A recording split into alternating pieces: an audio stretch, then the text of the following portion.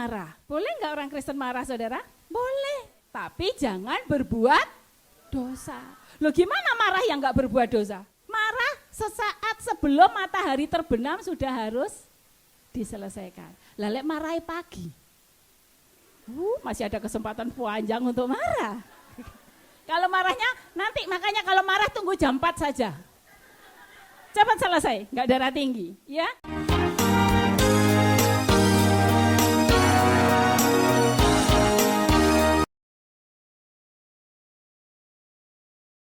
Shalom umat pemenang.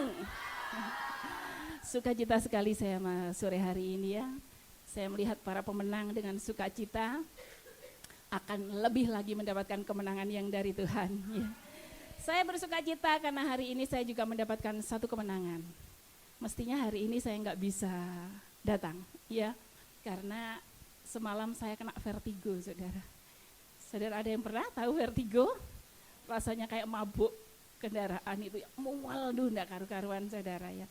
Diakibatkan apa sih? Karena pada typhoon kemarin, korban typhoon kayaknya ya. Saya punya kakek itu anti badai, saudara.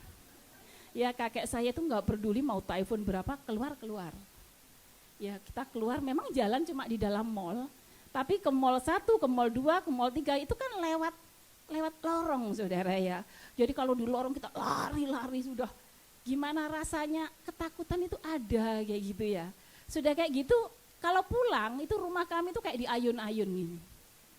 Ya, kayak di ayun-ayun semakin bikin saya pusing, saudara. Nah, malam ketika typhoon besar-besarnya, saya itu lagi mandi, ya, mau mandi, belum mandi ya. Mau mandi, sudah siap-siap, tiba-tiba kakek saya teriak-teriak, "Dion, kau mengah." Waduh, ada apa ini? Ya, saya langsung pakai baju, pakai celana, lari keluar. Saya lihat, saudara, ternyata pintu rumah, jendela di rumah kami itu lepas ini nih loh, engselnya lepas, akhirnya buka, saudara. Bisa dibayangkan angin sekencang itu masuk ke rumah, ya. Jadi pakaian yang saya jemur itu nggak tahu, ada yang 3 tinggal hangernya saja, ya. Nggak tahu terbang atau kayak gimana. Dalam kondisi seperti itu saya berjuang untuk menarik itu jendela. Beratnya luar biasa. Saya bayangkan di pesawat kapal kacanya pecah gimana ya. Dalam kondisi seperti itu panik sekali, saudara. Saya narik nggak bisa, si kakek saya ini mau coba ngerjain gitu ya. Saya sudah bilang jauh lah, saya tarik, saudara. Begitu bisa saya tutup, saya suruh kakek saya ambil itu tali dari kawat itu loh, saudara ya. Kalau kawat kan pasti kuat ya, akhirnya kita tali dengan kawat. Setelah selesai, saya baru kerasa lemes, saudara. Ya, setelah semua saya kerjakan, saya langsung blak kayak gini. Nah, oke, saya terus mandi, sudah seperti biasa. Malam saya nggak bisa tidur. Takut kalau jendela lain nanti terbuka kayak gitu ya, nggak bisa tidur. Pagi, ya kita keliling lagi. Typhoon besar-besar itu kita keliling lagi, saudara. Nah, akhirnya antara kaget, takut, capek, ngumpul jadi satu, jadilah vertigo. Ya saya tadi pagi telepon Kak Feli, aduh Kak maaf ya, saya kalau hari ini memang nggak bisa bangun, terpaksa saya nggak bisa datang ya. Oh iya nggak apa-apa. Saya minta Kak Yova siap untuk hari ini, tapi puji Tuhan, kemenangan Tuhan kerjakan saya ada hari ini. Beri kemuliaan buat Tuhan ya. Haleluya. Saya tuh ingatkan banyak Kak Feli yang mengatakan setiap kita yang mau memberitakan kebenaran firman Tuhan, itu iblis itu nggak tinggal diam. Direspon sama iblis. Jadi dari situ saya semakin semangat, ini respon iblis, saya nanti pasti sembuh gitu ya. Saya semangat minum obat, ya harus minum obat ya. Jangan beriman nyeludur nggak minum obat ya. Saya minum obat, akhirnya berangsur-angsur membaik. Dan hari ini saya ada di sini yang mau memberitakan maksud hati Tuhan buat saudara semua. Ya, saudara, sebelum kita belajar lebih lanjut, saya mau tanya, saudara pernah nggak mendengar kata-kata tua belum tentu dewasa? Pernah dengar? Usia tidak menjamin kedewasaan. Pernah dengar? Setuju nggak saya dengan kata-kata itu? Aku sih yes. Karena saudara setuju, ya, maka kita hari ini akan sama-sama belajar kebenaran firman Tuhan. Kita baca dalam 1 Korintus 14 ayat 20. Sama ya? 3, 4. Saudara-saudara, janganlah sama seperti anak-anak dalam pemikiranmu. Jadilah anak-anak dalam kejahatan, tetapi orang dewasa dalam pemikiranmu. Sudah berapa kali baca ayat ini? Banyak kali ya, tapi hari ini kita mau gali lebih lagi untuk kita introspeksi diri. Bagaimanakah kita hari ini? Ya, nah saudara dikasih Tuhan, ya sifat atau cara berpikir anak-anak. Ya, di sini dikatakan saudara-saudara, janganlah sama seperti anak-anak dalam pemikiranmu. Berarti ayat ini ditujukan bukan pada anak-anak loh ya. Ditujukan pada orang dewasa agar tidak berperilaku seperti anak-anak. Nah, saudara pernah jadi anak toh? Pernah. Yang belum punya anak tapi pernah jadi anak. Mungkin hari ini sedang ngomong anak-anak. Nah, pasti tahu gimana sih perilaku anak. Nah, ya, sifat dan cara berpikir anak yang pertama dia tidak tahu prioritas. Betul? Dunianya cuma main. Disuruh makan, main. Waktunya tidur, main. Waktunya belajar. Nah, dunianya anak memang main-main. Nah, orang tua yang tidak dewasa melihat perilaku anak seperti ini biasanya marah. Ya. Mestinya orang tua memang harus ikut main. Ya. Saya keponakan saya itu punya anak kecil, kadang papanya itu didandanin itu ya. Kadang papanya itu dikunci, papanya diem aja. Kenapa ya begitu punya anak? Ya kadang kita harus masuk di dalam dunianya supaya orang tua itu mengerti. Nah, saudara kasih Tuhan ya, main adalah satu hal yang tidak bisa dipisahkan dari anak. Ya, dan kita tahu tadi sudah mengatakan bahwa dewasa itu tidak ditentukan oleh umur. Saudara punya enggak anak-anak cool yang seperti anak-anak? Nah, atau mungkin kita sendiri yang masih berperilaku seperti anak-anak.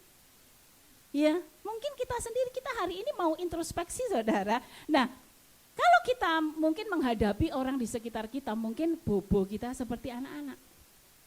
Ya, kongkong kita kadang seperti anak-anak. Nah, hari ini Tuhan mau belajar bagaimana kita itu menanggapi anak-anak supaya kita enggak ikut-ikutan berpribadi seperti anak-anak. Nah, ya, anak cool mungkin diingatkan, aduh aku lagi stres nih Kak, aku belum siap datang cool.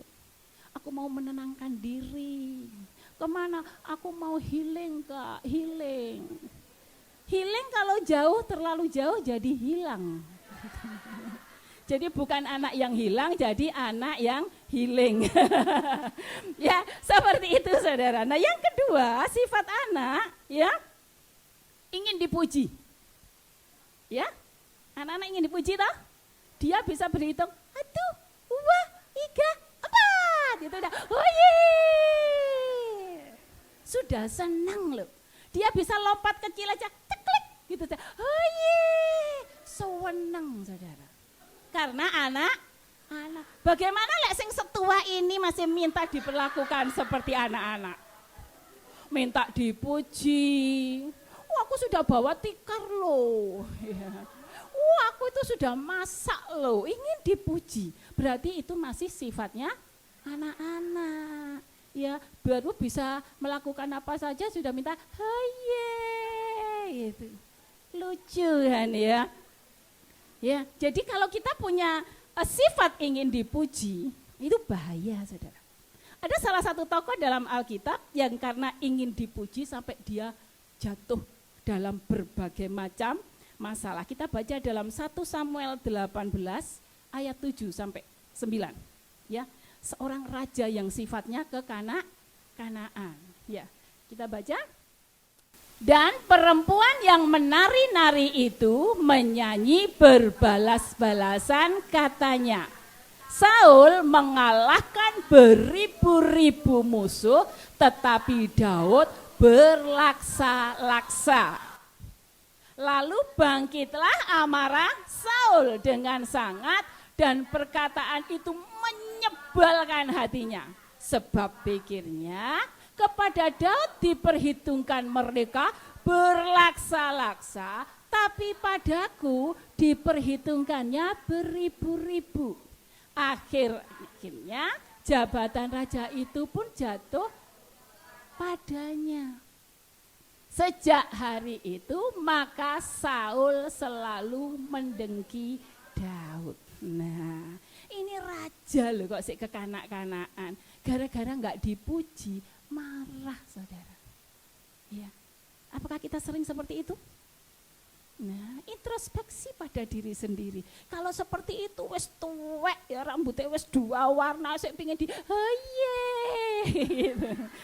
Ya, nanti kayak Saul saudara. Hatinya penuh dengan kedengkian. Ya, ada telepon nggak ada keluargaku yang menanyakan kabar, gitu ya. Itu anak-anak saudara lebay. Ya, kalau saya memang lebih baik mereka nggak tahu. Ya, tahu toh mau apa? Apa dia bisa menghentikan badai? Justru kita akan menambah beban mereka.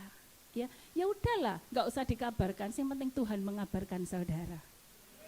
Ya, nah sudah dikasih Tuhan. Akibat dari orang yang ingin dipuji, akhirnya Saul dihinggapi roh jahat. Ada kedengkian dan keinginan untuk membunuh. Berawal dari apa? Ingin dipuji. Jadi jangan pupuk ya perasaan seperti itu. Ingin dipuji, ingin dianggap wow, ingin dianggap spesial. Gampang pengen spesial, tambah ceplok telur. Ya, nasi goreng di Indonesia itu harganya 10.000. Ya, yang spesial 15.000 cuma apa? Tambah ceplok telur. Jadi kalau saudara ingin diperlakukan spesial, gampang, ceplok telur. Ya, selanjutnya ya sikap anak-anak itu caper, cari perhatian. Ya, tidak berintegritas. Kalau ada pemimpin sok rajin. Ada pemimpin itu sok alim di gereja, seperti malaikat gitu. Tapi setelah keluar dari gereja, itu namanya tidak berintegritas. Seperti anak-anak gitu toh. Kalau di depan orang tuanya kadang manis-manis. Kalau ayo masuk kamar, di kamar main. Ya, itu anak-anak. Yang selanjutnya, ya sifat anak-anak yaitu ingin selalu dilayani. Main HP, mama minum, ya. Mama makan, terus ingin dilayani. Ya, apakah kita selalu ingin dilayani? Tahu nggak, di kuliah itu biasanya aku diambilin makan loh. Tadi enggak. Biasanya saya datang di sini tuh disambut loh. Hari ini enggak. Nah, itu sifat anak-anak. Nah, saudara ngambekan itu anak-anak. Sebenarnya masih banyak sifat anak-anak. Kita bahas waktu nyantek nanti. Ya. Yang kedua, ya firman Tuhan katakan yang pertama tadi, saudara-saudara janganlah sama seperti anak-anak dalam pemikiranmu. Dari sini paham ya? Oke, selanjutnya jadilah anak-anak dalam kejahatan. Bagaimana ini jadi anak-anak dalam kejahatan? Ya, saudara dikasih Tuhan, anak-anak itu cepat marah. Cepat emosi tapi cepat memaafkan. Betul? Mboke sik satru, anaknya sudah main bareng. Betul enggak? Ibunya sik marah, sik pegel. Dia kemarin ganggu anakku, marah-marah. Loh, besok anaknya sudah main bareng. Artinya anak-anak itu enggak menyimpan kedengkian. Tidak menyimpan dendam, enggak kayak kita. Betul enggak? Kita sedikit-sedikit sakit, sedikit-sedikit marah. Nah ya, saya ini punya pengalaman, saudara. Anak saya itu waktu kecil itu memang ya nakal ya, anak saya itu. Tapi puji Tuhan sekarang diubahkan Tuhan luar biasa. Ya, suatu hari ada ibu-ibu datang membawa anaknya di depan rumah saya teriak-teriak. Anaknya babak belur, saudara. Ininya hitam kabeh. Dia langsung masuk. Loh, ada apa mbak? Ada apa-apa? Lihat nih anakku. Tolong ya, ajar itu anaknya. Saya dimarah-marah saudara. Aku ya menengai saudara. Kenapa enggak tegang lihat anaknya udah lebam semua? Loh kenapa mbak? Ini diajar sama anakmu. Tolong ya Dedek itu anakmu marah-marah. Padahal dia usianya di bawah saya, saudara. Karena saya merasa bersalah, aku diem. Ya, akhirnya, dek mana le, kamu dipukul dek mana? Tadi dek sekolahan. Akhirnya saya bilang sama ibunya, Bu, karena dia berantemnya di sekolahan, oke, kita besok ke sekolahan. Ini harus ada tanggung jawabnya guru, karena masih di wilayah sekolahan. Hari ini gimana? Apa perlu kita bawa ke puskesmas? Enggak, aku sudah punya uang untuk biaya sendiri. Ngamuk-ngamuk, aku semua nengah ya saudara. Orang salah itu kayak gitu ya. Lek salah sih, itu ya bahaya rek. Nah, seperti itu setelah anak saya pulang dari lapangan saya tanya, kamu tadi berantem ya? Ibu kok tahu? Iya, tadi tahu nggak ibunya marah-marah ke sini loh. Iya Bu, kenapa? Lah itu topiku diambil, diinjek-injek. Ya gak terima tah aku. Terus ya tak ajar dia. Gitu. Selain kali gak boleh kayak gitu, terus mau diam saja. Lama Bu, anak kayak gitu Bu. Udah gitu udah. Akhirnya ya, memang salah ya saya marahi saudara ya. Akhirnya hari besoknya saya ke sekolahan, kita selesai. Gurunya ternyata enggak tahu. Gurunya enggak tahu karena berantemnya setelah pulang sekolah. Akhirnya oke kita selesaikan, masalah selesai. Ibunya satu sama saya sampai hari ini. Betul. Loh sampai hari ini ketemu saya kemarin itu saya pulang itu ketemu saya dia masih pura-pura nggak tahu kayak gini.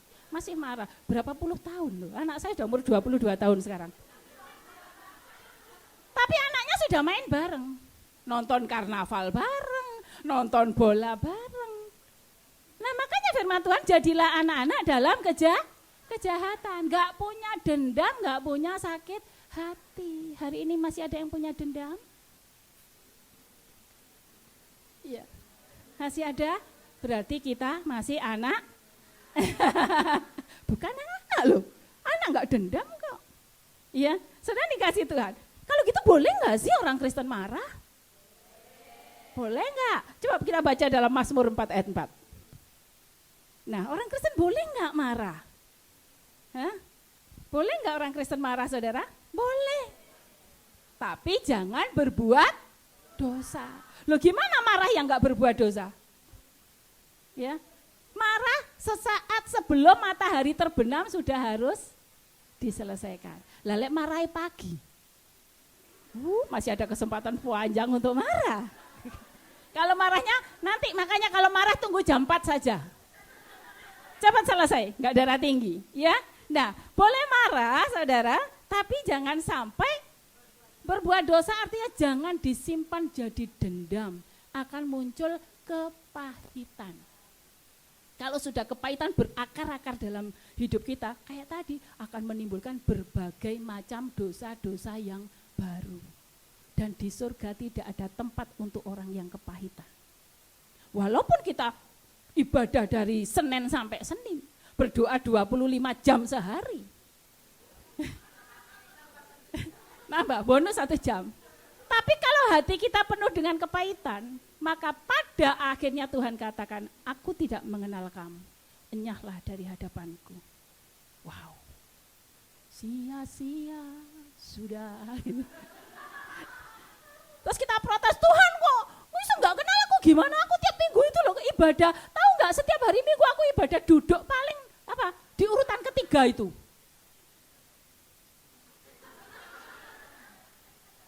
Aku selalu duduk di situ. Saat persembahan aku selalu ngangkat yang paling tinggi tanganku. Maksud sih Tuhan gak kenal aku. Perpuluhanku tak tulis namaku loh. Kok Tuhan gak kenal, kenapa? Ya karena ada dendam. Ya, Kristus tidak punya karakter dendam. Tuhan mau saudara dan saya itu diubahkan karakternya itu seperti Kristus. Jadi kalau masih ada dendam-dendam hari ini coba dirontokkan. Ya? Siap? Nah, sudah dikasih Tuhan. Jadi tidak menyimpan dendam atau kepahitan. Bagaimana caranya supaya kita gampang melupakan? Ya Tuhan Yesus mengajarkan di dalam Lukas 23 ayat 34. Itu memberi kita kelegaan, menolong kita untuk bisa melepaskan dendam. Ya, Yesus berkata, ya Bapa, ampunilah mereka sebab mereka tidak tahu apa yang mereka perbuat. Beres kan? Orang kalau tahu nggak mungkin berbuat salah. Orang kalau tahu kalau mencuri itu masuk neraka, dia nggak akan mencuri. Kenapa mencuri? Nggak tahu. Atau pura-pura? Ya, sengaja aja. Saya ingat tuh, saya itu kalau ingat itu nyesel sekali. Di rumah saya itu banyak pohon buah-buahan, tapi saya suka nyuri punya tetangga. Betul, suka nyuri kalau padahal nyuri itu susah loh saudara. Susah nggak nyuri? Kita harus lihat orangnya ada nggak ya. Kita bertiga, ada yang bagian eksekusi, ya saya bagian saya bilang gini, kalau saya tepuk tangan satu, tok, berarti orangnya bangun. Itu dulu. Kalau saya keplok 2 kali, tok, orangnya keluar. Ya. Jadi kalau saya nggak tepuk tangan, teman saya bergerilya, nyuri apa jambu. Padahal di rumah saya banyak jambu, saudara. Banyak buah-buahan di rumah saya. Lapo kok nyuri? Karena tidak tahu kebenaran maksudnya. Kenapa tidak tahu kebenarannya? Orang tahu nang gereja saya. Saya Kristen KTP, saudara. Lek ke gereja itu kadang kalau nggak kesiangan gitu.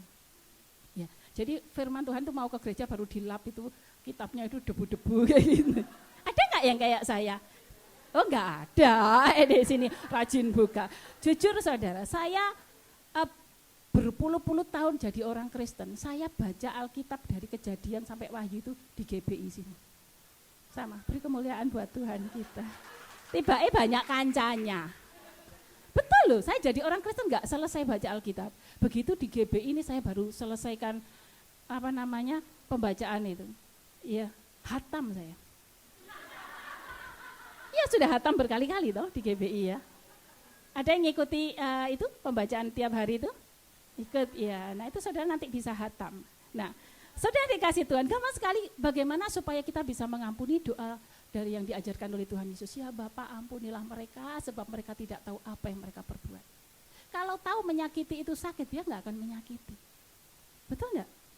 Mereka nggak tahu apa yang mereka perbuat, artinya nggak nyadari gitu loh. Kayak saya nyuri tadi, tahu itu dosa, tapi saya nggak menyadari kalau nyuri itu dosa. Ya nyuri setiap minggu pagi loh saudara. Iya kan sekolah semua kos ya. Kalau Sabtu kan semua pada pulang. Ya saya punya geng itu 3 orang, 4 sama saya. Sekarang mereka bertiga jadi pendeta semua. Mbak Dian yang jadi TKW.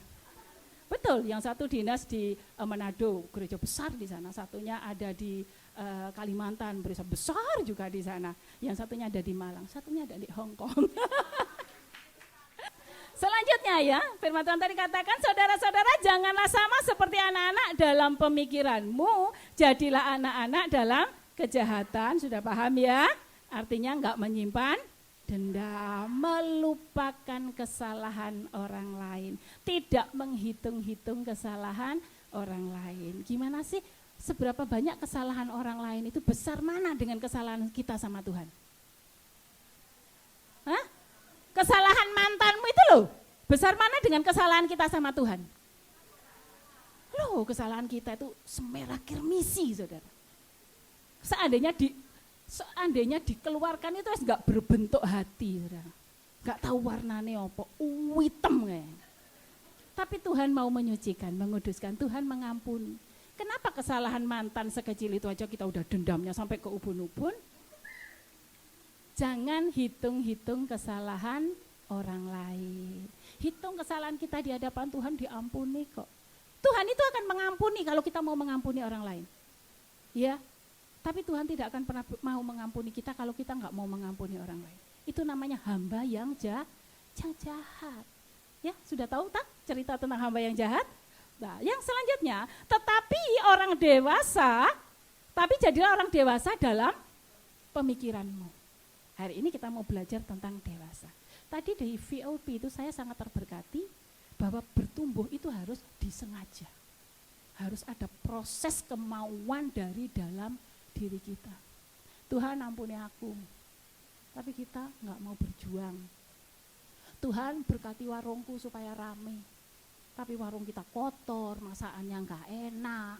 Kalau ngelayani pembeli judes, berapa Mbak? Dari tadi cuma buka buku menu. Cepetan, aku ini banyak kerjaan. Tapi malam berdoa, Tuhan berkati warungku. Bisa? Tidak bisa. Tuhan itu mendidik kita supaya menjadi orang yang luar biasa. Kalau saudara ke ilah-ilah lain, bisa. Bener. Makanan yang gak enak itu iso laris. Kalau ke ilah lain, tapi Tuhan kita itu, sorry. Gak mau Tuhan kayak gitu. Tuhan itu mendidik. Ya. Apapun yang kita mau kerjakan harus ada kemauan. Ya. Bertumbuh harus disengaja. Ya, jangan hanya meminta tok tapi gak mau melakukan. Misalnya saudara gini, saya punya galon besar, saudara mau minum. Mbak Dian aku minta minum, apa yang harus saudara bawa? Gelas. Saudara nggak bawa apa-apa, Mbak Dian aku minum, apa mau tak gelogok? No. Hah? Siapkan hatimu, siapkan dirimu kalau minta sesuatu sama Tuhan. Saudara minta diberkati, tapi saudara boros, nggak mungkin diberkati. Betul? Saudara puwelit sama orang, saudara minta diberkati, nggak mungkin diberkati. Jadi kalau minta sesuatu, rubah dulu diri kita, siapkan tempat. Saudara, anggur tidak akan dituang pada kantong yang lama. Gini, suwek kabeh, mubazir. Ya, Tuhan nggak mau itu, jadi siapkan hati. Nah, tetapi orang dewasa dalam pemikiranmu itu yang dimau Tuhan. Ya, dewasa tidak instan. Ya, dewasa tidak instan, dewasa adalah hasil dari proses atau pertumbuhan. Bayi, apa langsung kita kasih bayi kuat? Bayi itu dikasih susu yang lembut. 6 bulan baru mengenal makanan bubur.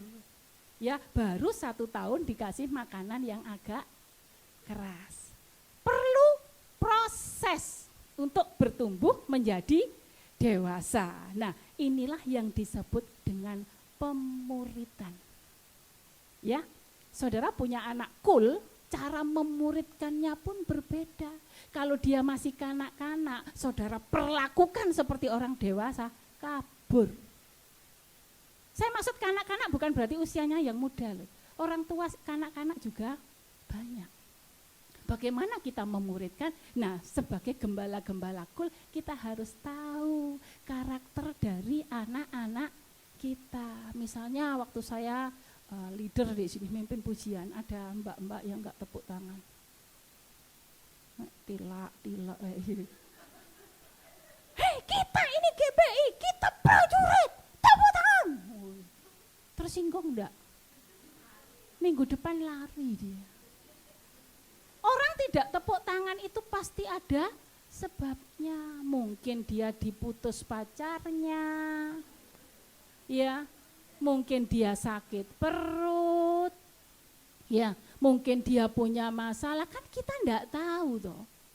Jadi memuridkan, seorang guru memberikan pelajaran pada murid itu beda. Enggak mungkin anak SD dikasih soal SMA. Cuma dilihat iki apa, sin kos ini apa ya, nggak ngerti. Begitu juga dengan kita, harus memahami kondisi orang-orang di sekitar kita. Apa sih Mbak Dian dari tadi di belakang kok menengai, aku mumet saudara. Mbak Dian hari ini beda ya kayak gitu. Itu namanya belum deh. Orang dewasa menegur. Ya, konfirmasi itu menyelamatkan saudara. Betul? Nah, saudara dikasih Tuhan, ya, kita nggak bisa memperlakukan orang itu sesuai dengan iman kita. Beda, ya, iman orang itu beda-beda. Saya orangnya takut ketinggian. Saudara misalnya, apa Mbak Dian, ayo naik, mau aku nggak wani. Ketakutan itu berasal dari iblis. Ya, tengking dalam nama Tuhan Yesus, ayo naik, aku aja naik. Karena aku takut dikatakan nggak beriman, melok aku naik. Kira-kira apa yang terjadi ketika saya di atas? Pingsan sih untung, mati karena bisa mati. Jadi kita nggak bisa loh menyamakan iman kita. Kenapa kamu? Kok gitu? Iya, aku kalau makan seafood itu aku alergi. Alah, tubuhmu itu bait Roh Kudus, bukan bait sakit penyakit.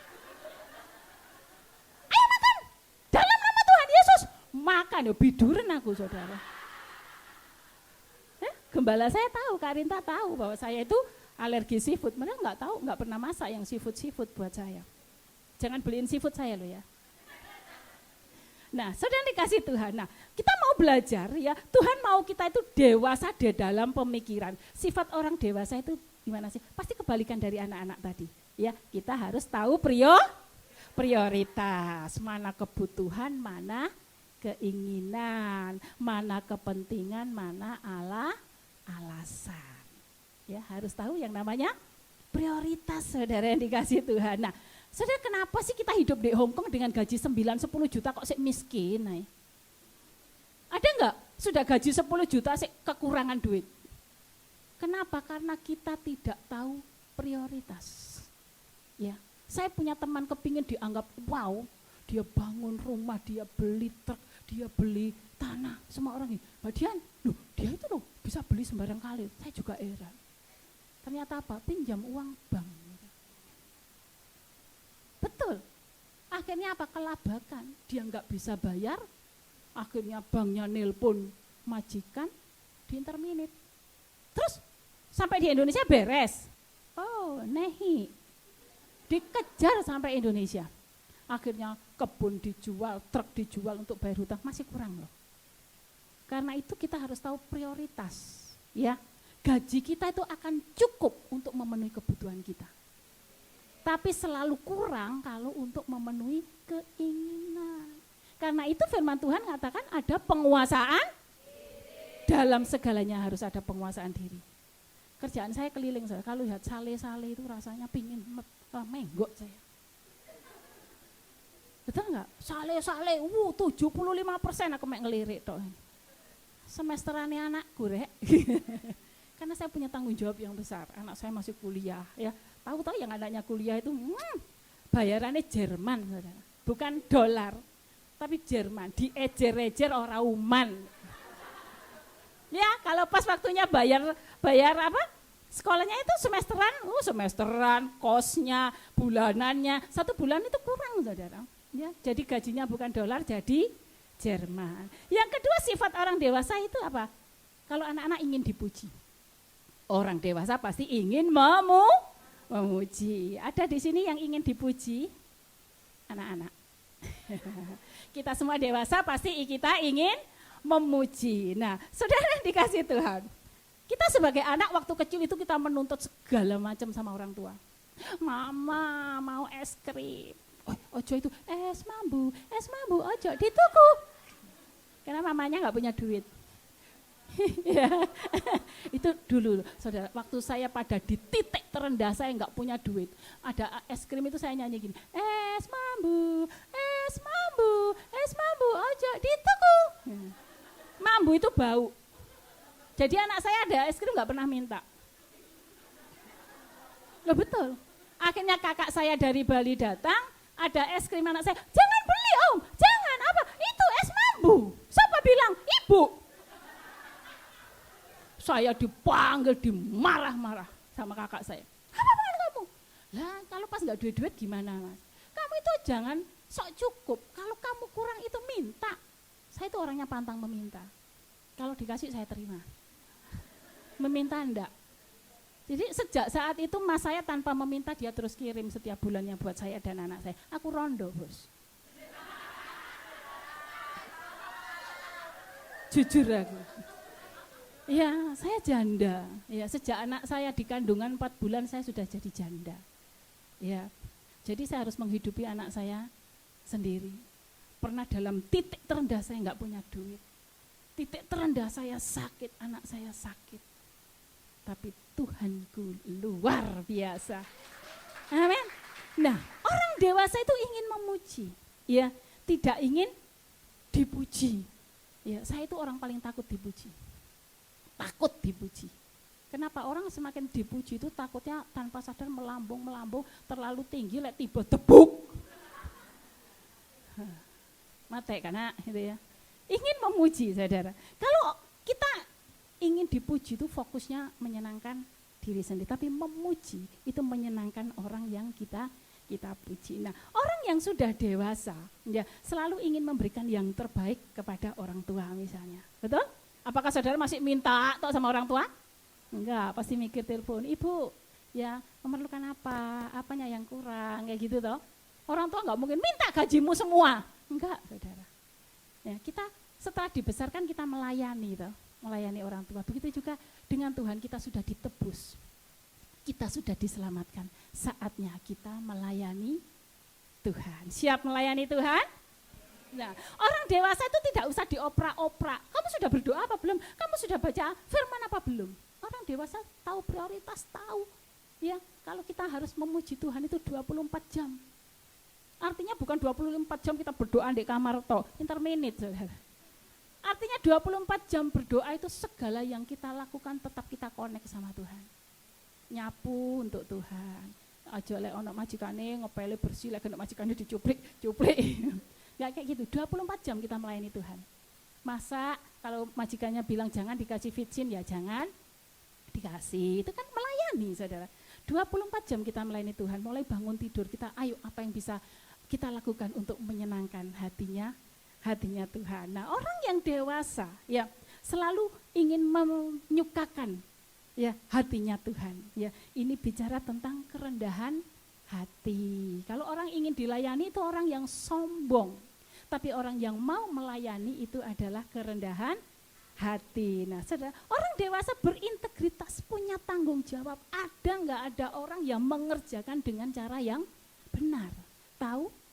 Ya, namanya integritas. Nah, selanjutnya yang keempat, ciri orang dewasa itu selalu ingin melayani. Tadi kita baca dalam Markus 10 ayat 45. Ingin memuji Tuhan. Selanjutnya yang keempat adalah ingin melayani. Markus 10 ayat 45. Karena anak manusia, yaitu Tuhan Yesus ya, juga datang bukan untuk dilayani, melainkan untuk melayani dan untuk memberikan nyawanya menjadi tebusan bagi banyak orang. Tuhan Yesus raja di atas segala raja turun ke dunia melayani. Loh, kita kok cuma mau ingin dilayani? Malu, Bos. Ya. Malu, Bos. Kita ini siapa? Yesus datang aja mau melayani kok, melayani saudara dan saya. Ya, masa kita itu sebentar-bentar ingin dilayani? Ya, itu salah satu sifat orang dewasa. Orang dewasa selalu ingin memberikan yang terbaik juga pada orang tuanya. Saya punya ibu itu orangnya kuno sekali, saudara ya. Kalau tak beli pizza nggak mungkin disentuh. Ya mungkin nggak mau. Tapi kalau dibelikan ubi bakar Cilembu, wow, senangnya luar biasa. Bagaimana saya bisa menyukakan ibu saya? Semua anak-anaknya kemanapun pergi, oleh-olehnya ubi bakar Cilembu. Itu loh sudah membuat orang tua senang. Nah, kita harus tahu apa yang membuat Tuhan senang dari hidup kita. Ya. Koreksi setiap kita, apa sih yang membuat Tuhan senang? Ya, untuk kita lakukan. Nah, orang yang mampu memberikan yang terbaik. Saya mau tanya, di sini ada nggak yang tahu ulang tahun orang tuanya? Tahu? Ulang tahun orang lain, saudara, pesta-pesta. Jangan sampai ulang tahun orang tuanya sendiri kita enggak tahu. Kebacut itu namanya. You know kebacut? Mulai hari ini nanti telepon orang tua kita, ulang tahunnya kapan? Mereka enggak butuh kuetar, enggak butuh apa, cuma telepon, Sugeng Ambal Warso Ibu, Sugeng Ambal Warso Pak. Tahu, selamat ulang tahun Ibu, selamat ulang tahun Bapak. Itu sudah membuat mereka itu senang. Ya, yuk kita mulai, ya, mulai hari ini kita memberi yang terbaik buat orang tua kita. Ya, saya kalau mijet majikan itu saudara, nelongso. Saya tiap hari mijet majikan, saudara, tiap malam. Orang tua aku aja nggak pernah tak pijet. Ya, tapi saya harus mijet majikan. Dulu itu saya saat mijet itu jengkel, saudara. Sudah belum kayak belum. Kayak sudah Pak belum. Jengkel. Tapi setelah saya nyadari, saya melakukannya seperti untuk Tuhan, seperti untuk orang tua. Saya sekarang tak pijet dengan sepenuh hati sambil memuji Tuhan. Saya pijet dia, saudara, sampai kakinya yang dulu nggak bisa ditekuk bisa ditekuk. Ya, lakukan. Ya, jangan bersungut-sungut. Saya ibaratkan Tuhan ini wakil orang tuaku, aku melayani, tak pijet. Majikan wakil orang tua kita. Yuk kita layani dengan sukacita. Nah, saudara dikasih Tuhan, ya, dewasa, ya, tidak diukur dari umur. Kita tahu ya, Nah, dewasa rohani tidak diukur dari berapa lama kita menjadi orang Kristen. Kedewasaan rohani tidak diukur seberapa giatnya kita dalam kegiatan gereja. Ya, ingat, kedewasaan rohani dilihat dari karakter saudara dan saya. Bagaimana kita menyukakan hatinya Tuhan. Ya, pujian tadi mengatakan apa? Yang terakhir tadi? Ajari aku mengerti perasaanmu. Ya, mengerti perasaannya Tuhan. Mulai hari ini kita mau belajar apa maunya Tuhan, apa yang membuat Tuhan senang, apa yang membuat Tuhan suka. Yuk kita berjuang. Saya bukan orang sempurna, saya bukan orang yang wow, saya pun juga belajar sebagai murid. Siap dimuridkan? Siap dimuridkan? Menjadi murid yang mengenal hatinya Bapa. Nah, saudara yang kasih Tuhan, karakter kita yang selalu memprioritaskan Tuhan, menjaga perasaan Tuhan, menyenangkan hati Tuhan, dan mengambil bagian di dalam pekerjaan Tuhan dengan sukacita, disitulah terlihat kedewasaan rohani saudara. Tanpa dendam, tanpa sakit hati, tidak ingin dipuji, ingin memuji, dan memprioritaskan Tuhan. Ya, saudara siap menyenangkan hati Tuhan? Mau menjadi umat Tuhan yang dewasa? Monggo bangkit berdiri.